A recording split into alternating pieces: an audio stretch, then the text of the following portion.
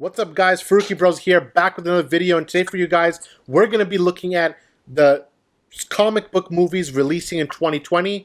We're going to be looking at the ones we're most excited for, the ones we're least excited for, and what the hidden gems of this year could be. So let's get right into it, and let's start with Zion on this one. Simply put, what's the one comic book movie you're most excited for this year? All right, so the whole list is okay. I mean, it's not. I wouldn't say it's one of the best years of comic films coming out. It's more like a. There's no big event film. It's more of like a low key type of like building year for these comic films. I my most anticipated one, actually, would be a surprise. Is actually Morbius, because I feel like with the source material they have, you have Jared Leto, who I feel will kill the role as long as the writing is on par. I feel like that can be like the dark horse film, like almost like a Joker. If they handle it seriously and more dark, it can be it could be the best comic film of this year. And so for me, that's actually the one I'm most excited for. I'd say second is Wonder Woman 1984, which obviously we have lots of faith in Patty Jenkins and her vision for the character, and I'm excited to see how she'll do with this film. And the trailer looked good, and I like what I see so far. So I guess they'll be the top two I'm excited for this year. For me, I'd have to say The Eternals, just because of how stacked the cast is, and we don't really know anything about the movie. And then second, I'd have to say Venom 2, since it's the first time we're going to get to see Carnage live action. And I guess Morbius too. For me, I'm thinking Wonder Woman 1984 is my most anticipated. I think it has the most going for it. It has probably the best director from all these movies with Patty Jenkins. I think the mix of the cast with Gal Gadot and Chris Pine, each reprising their roles. We know the on-screen chemistry of both of them. Both actors actually worked on screen, was a big part of the first movie. So I think having that, of course, Wonder Woman 2017 was considered one of the best superhero movies of that year. If not the best, actually. Actually, no, Logan came out that year, but so it was one of the better movies, and I think it has a lot of hype going for it. I think a lot of people are excited for it. It has a nice summer release date, which is going to be good for potentially reaching $1 billion.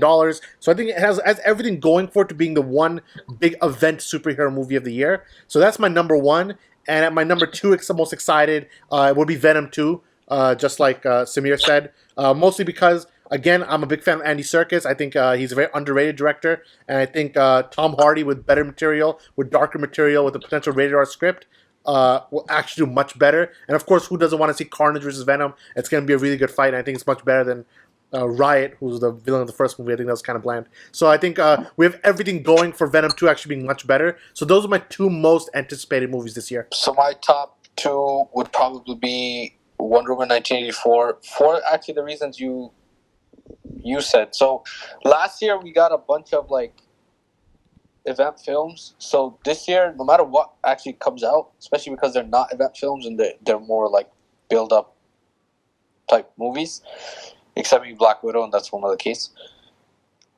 The films are not going to have the same amount of like anticipation.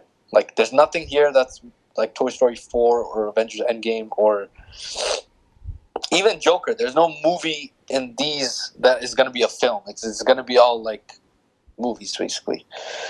So from the bunch that are there, I think Wonder Woman 1984, for the reasons you mentioned, like one, we're getting to see that character, that world again. Like it seems like it's been a while.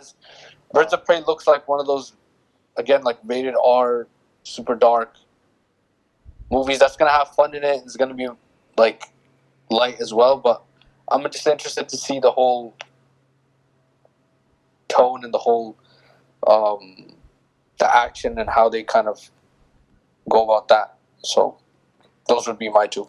So, let's transition from our most anticipated to our least anticipated, because, every year there's always some clunkers to go with the good movies as well. So, as always with any genre, but comic movies are no different. There's going to be some good movies, some bad movies. So, what's everyone's least anticipated comic movie this year? And we're going to go the same order. So, Zion, what's like, you give your two least or your main least? My main least is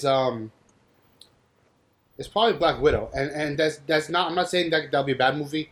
It looks like a really standard, typical run-of-the-mill MCU movie as far as the trailer shows.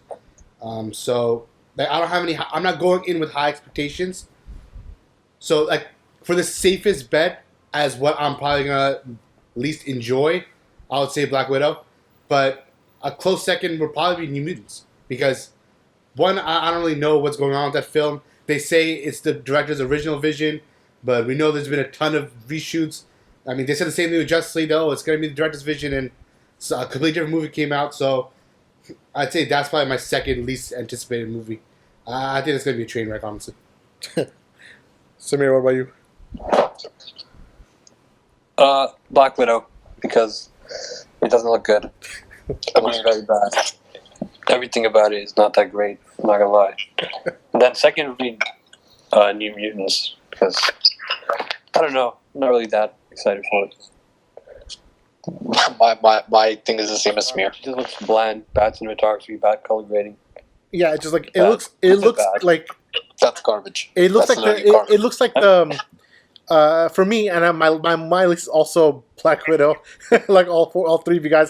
But the reason the same as Samir, he actually gave some pointers to why it just looks very average and very bland, and it's like Marvel Phase 2 all over again, which was, in my opinion, the worst phase of Marvel movies. So it looks like a very Phase 2 film. It looks like there's nothing original about it. It feels very bland. I think it came a few years too late. Maybe 5-6 years too late. I think if Black Widow came out in 2010, 2011, it might have actually done pretty well. But the fact that it's coming out now after a character already died in Avengers, it's too little too late, honestly. And then my second least is also New Mutants. Number one, because the X-Men franchise should have ended with Logan.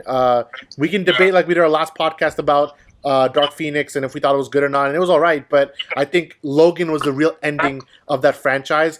And New Mutants, I know this is the only movie that was actually made to release before Disney bought Fox, and so it's technically the last Fox Marvel movie that Disney's holding, and there's been a lot of reshoots. So it just seems like it's going to be a train wreck, like Zion said. Like I have no idea what to expect from it. Also, I speak for all of us. We're not really big horror movie genre fans, so I feel like just all the things going for it. I might even put it worse than Black Widow. Who knows? So those are my two least anticipated as well.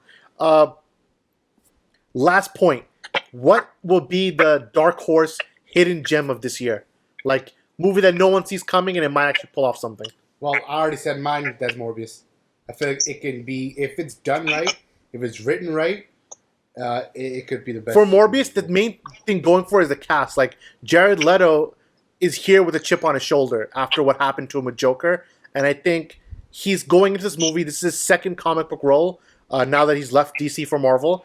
And I think he's going in with that feeling that, all right, you guys didn't believe in me, you guys didn't like me, and most of my footage with Joker wasn't even shown to anyone.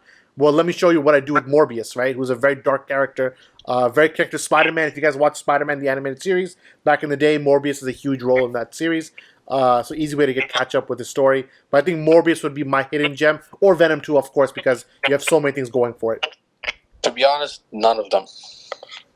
None of them. Like, this year is going to go as expected. Like, you're not going to get anything like Joker that you got last year. So you don't think what do you think what Jared Leto's going to do with Morbius, though? Yeah, since you love his Joker, why don't you love Morbius? I don't love his Joker. And secondly, Morbius, I mean, come on, man. Come on, fam. Let's not trip. This is a comic book movie, fam. It's not like he's going to... If they gave him like a crazy do-it-yourself thing, and we're going to put everything we're not going to cut anything out. We're going to put everything in there. Then maybe, and even then, Jared Leto is not freaking, Joaquin Phoenix or something. He's Jared Leto, so let's keep it that. Like, there's nothing this year. We're not gonna get any movies that we don't expect, like unexpected gems. They're all gonna be what we expect them to be. Wonder Woman 19, Black Widow. I don't even know if we're gonna watch.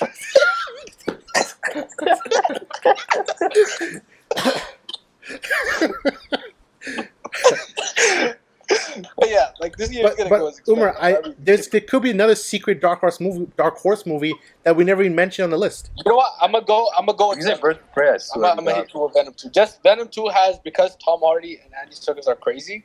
There's like that 1% chance, and it's rated R, so there's that 1% chance to pull something off. But low-key, I feel like I know what's gonna happen. And then there's another movie that was supposed to come out in 2017 and might come out in 2020 that could also be a dark horse. Let's keep it at that.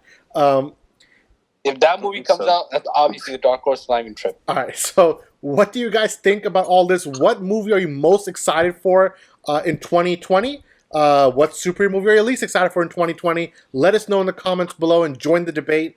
From myself, from Zayon, from Umar, and from Samir, this is the Faruqi Bros. We'll see you next time. Peace out.